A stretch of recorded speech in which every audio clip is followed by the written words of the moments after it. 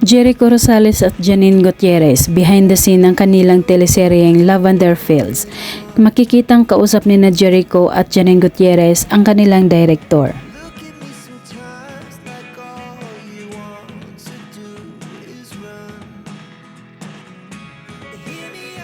Makikitang nakasuot ng pang-swimming ang dalawa dahil ang kanilang scene ay nag-swimming si Jericho sa jacuzzi habang nakaupo si Janine Gutierrez sa tabi nito.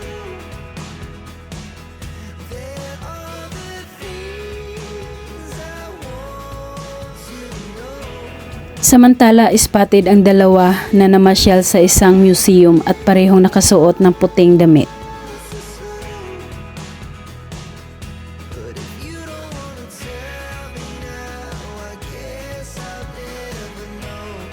Pinagkaguluhan ang dalawa, maraming nagpa-picture sa kanila sa loob ng museum at todo bigay ngiti naman sina Jericho Rosales at Janine Gutierrez.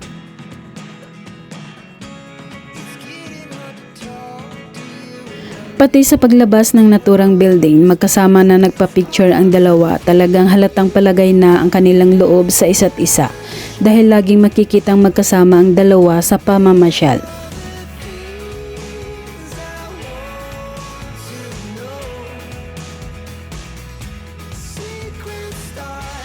Sa kanilang pag-alis, nakaupo ang dalawa sa likuran ng kanilang sinasakyan at masayang tinitingnan ang mga larawan na kuha nila.